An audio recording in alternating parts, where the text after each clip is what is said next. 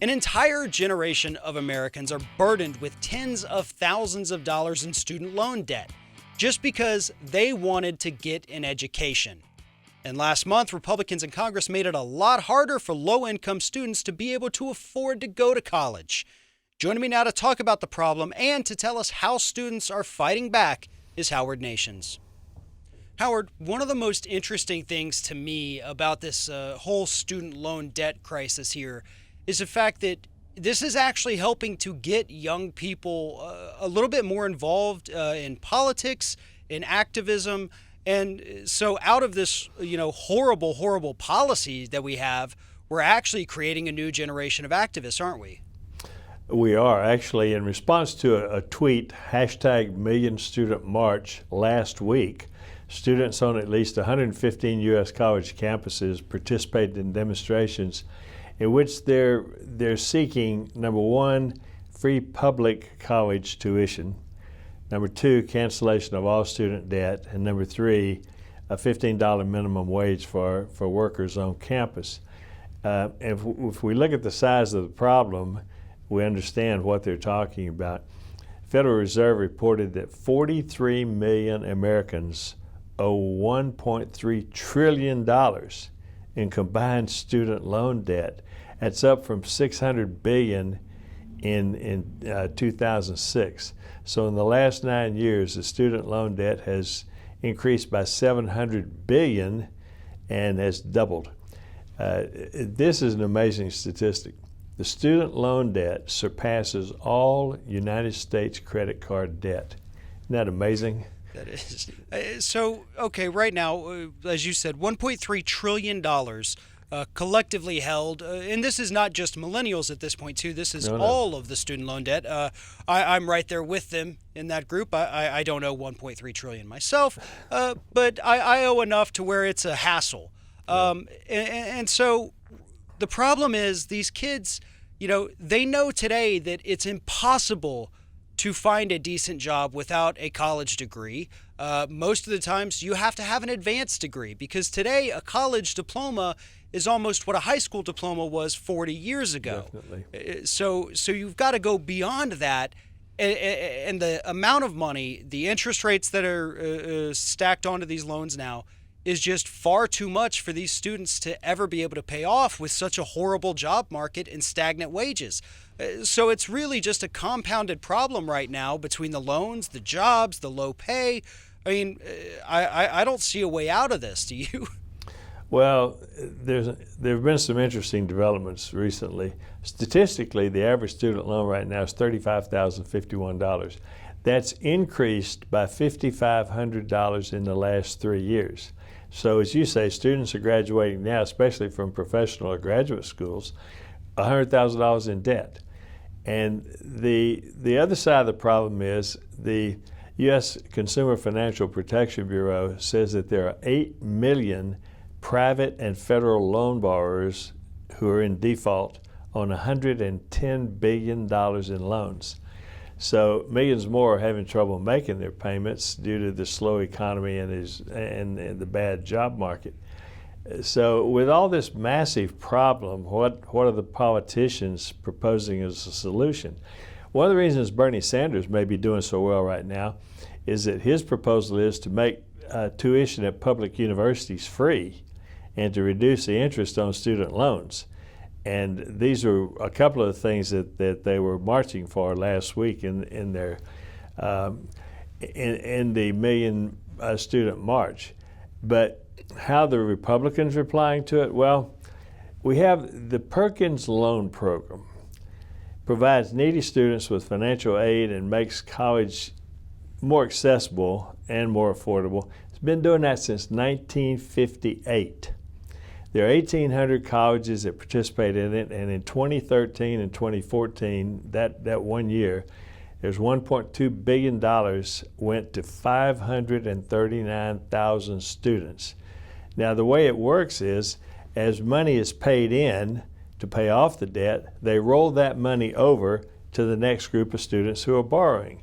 It's been working that way for a total of 57 years now. It's one of the most successful student loan programs used by millions of students. I personally was one of the first people to receive one of the Perkins loans. I returned from Korea, went to college, flat broke. That Perkins loan was extremely useful to me. Loans at 5% interest, no fees, longer repayment periods than any other federal program. So after nearly 50 years of success, or 60 years of success, particularly in aiding low-income and minority students, the Republican Senate killed the program. On September 30th, they killed a 58-year-old most successful loan program in the United States. Senator Tammy Baldwin, a Democrat from Wisconsin, brought a resolution to extend Perkins' program, and Senator Lamar Alexander killed it, the Republican from Tennessee. So we have right now, we know, I mean, reports come out from every kind of institution out there showing what a massive problem student loan debt is, how it's crippling this entire generation of college graduates, these young voters that Republicans need to realize these people do vote. And the Republican response is to come out and make it worse. Yes. I mean, this is unbelievable. I mean, look, okay, we've seen Republicans do this time and time again. They tend to, anytime they meddle, they make it worse. But this was a program that was keeping some students, that otherwise would never have a chance to even go to college. It was helping them get in there and get in the door and get a good paying job. And, as the Republicans like to say, helping them live the American dream. And they've taken that dream away from them, haven't they? Well, 539,000 used it in the 1 year, 2013, 2014. That's 539,000. That's what they're taking away, and that's how many are average using it every year. That's gone. Thanks to Alexander, who says, well, I prefer a consolidation of all the financial programs, but there is no consolidation of all financial programs. That's just another political lie from a guy who's willing to kill the program, the student loan program that's helping low-income and minority students. And this is particularly egregious since we're at a time when college tuition and professional school tuition has risen exponentially.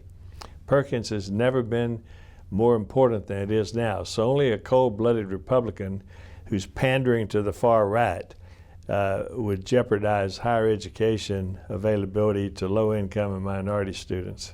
And another thing we're seeing here, too, right here in my home state of Florida, I went to college. Most of my college was paid through this Bright Futures Scholarship Program, funded by the Florida Lottery. Certain GPA pays 100%, which is the one I had. GPA below that, it would pay 75% of in-state tuition.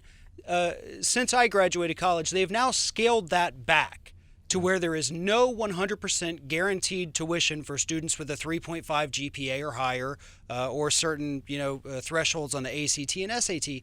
So not only have we cut these loan programs, we're cutting back scholarships, we're cutting back the federal Pell Grants that help kids, right. Which is a grant, it's not a loan, you don't have to pay the money back. And again, this is a 100% Republican effort. The Democrats are over there trying to say, we need to figure out how to make college free. And Republicans are saying, we need to figure out how we can get the private banking industry in on this student loan action. I mean, is that the dichotomy we have? That is the exact dichotomy. It's the same dichotomy that applies to so many other things. Anything that's helpful to minorities and low-income families as part of the social safety net or part of the education opportunities in the future, Republicans are against. And like I said, 539,000 of them per year. At some point in time, the students are starting to figure this out. Last Thursday, they had a 1 million student march against this. So the Perkins Loan Program is so important to keeping college available to deserving students who need help with their upward socioeconomic mobility, but they don't care. Cut it out. It's almost self-funding. It's not like they're putting in $1.2 billion new every year. They take the money that is repaid from the previous users and reloan it back out to the new students at 5% interest and no fees. it sustains itself, yet they still want to cut it out. So now you've got 1,800 universities who can no longer offer this program, and they got to shut their program down. And now as that money comes back in, it will go into the Department of Education instead of going to other students. It's outrageous, outrageous.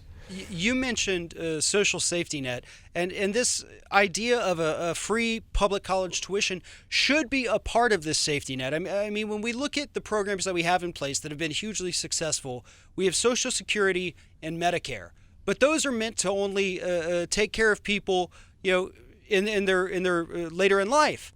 We're not doing anything to help the young people to where maybe they can have a better quality of life throughout. I mean, right now in the United States, it's basically, look, when you're close to death, we'll do a little bit for you, and then that's it. But we do nothing to keep people going throughout life, and I think that's one of the reasons we have such horrible economic inequality, such stagnant job market, jobs being shipped overseas, because we're not doing anything to take care of the younger people who need the help. Yes, we do have Medicaid, we have food stamps and things of that nature, but those are so little and so, we're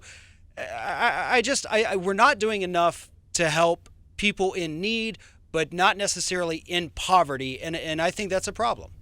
Well, it's not just a federal problem either, because states are declining funding as more and more states become completely Republican. The support for minority and low-income students is disappearing or diminishing completely. Also, state university tuitions are being raised. At the same time they're declining loans and cutting out assistance, they're raising tuitions. So the private schools are almost closed now to the low-income, to people who actually need assistance getting through. It's just been such a tremendous help all these years. You could take a student who wouldn't qualify, couldn't afford to pay for one of the better private schools, and you give them assistance through the Perkins program, and it helps with that tuition, makes a better education available to them. But with your average debt now is $35,000. That's the loan situation.